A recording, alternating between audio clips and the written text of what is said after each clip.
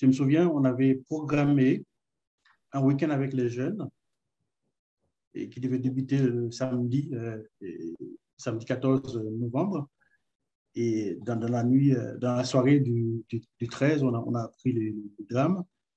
Donc, du coup, la première chose qu'a fait le curé à l'époque, c'était d'annuler la, la rencontre avec les enfants.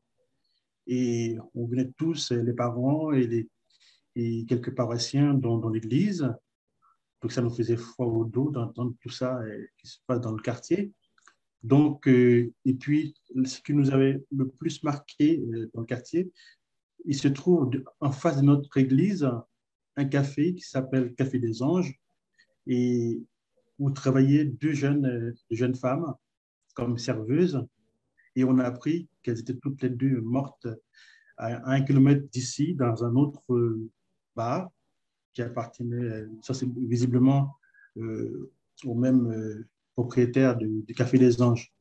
Et donc, comme ce café est très fréquenté, ce Café des Anges est très fréquenté par les paroissiens, donc ça nous a beaucoup marqué et la disparition de ces deux personnes.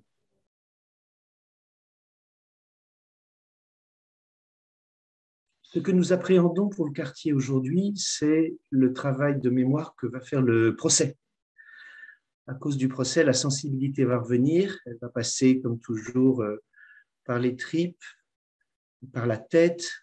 On va essayer de comprendre. Dans les tripes, on ressent. Et nous, notre travail, ça sera d'essayer d'aider les paroissiens et ceux avec lesquels on se joindra, parce qu'on a idée d'une célébration œcuménique pour accompagner la mémoire du quartier au moment où le procès réactive tout ça et dans la durée.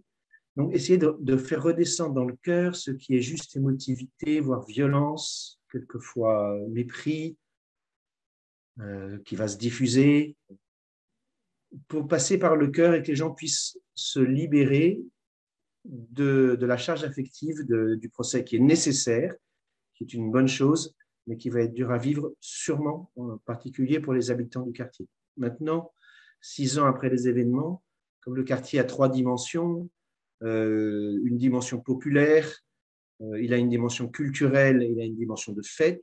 Les jeunes qui viennent pour la fête aujourd'hui, ils ont entre 18 et 22 ans. À l'époque, c'était des enfants, ce n'est pas les mêmes. Donc, ils viennent pour la fête dans les terrasses des bistrots et ils profitent plutôt de l'atmosphère de libération qu'on a après les confinements.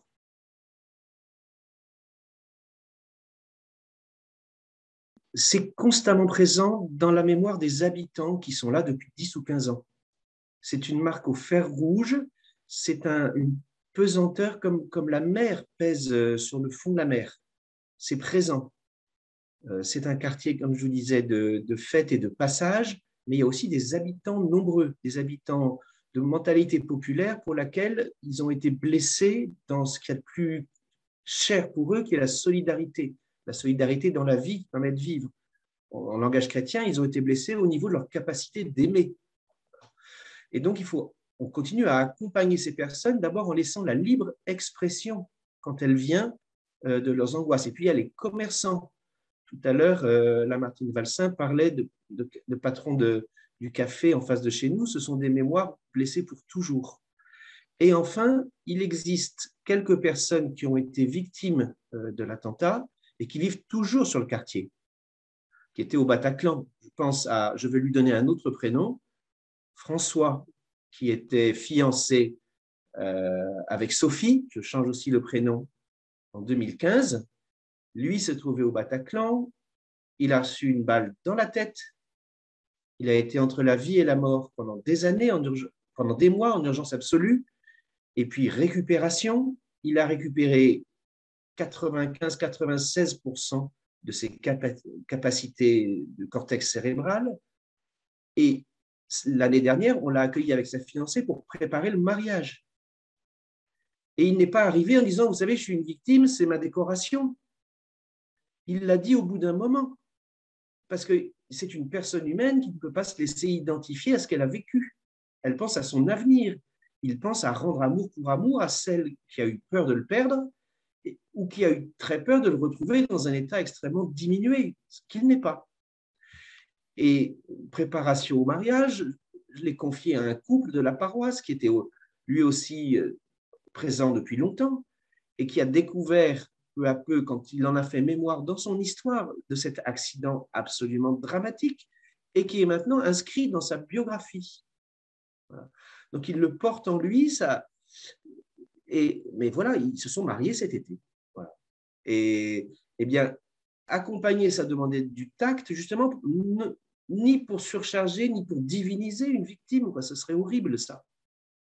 Ni pour oublier et faire comme si c'était rien, c'est dans leur histoire et ça va nouer pour toujours la qualité de leur amour, prendre soin l'un de l'autre et en même temps laisser l'autre exprimer ce qu'il est. Voilà ce qu'une paroisse peut faire parce que nous prenons le temps avec les personnes. C'est une des caractéristiques de ce lieu, c'est prendre le temps avec chacun dans une grande immersion dans les associations du quartier, dans la vie des habitants. Donc ça, c'est sûr que cette dimension-là, nous pouvons l'assumer.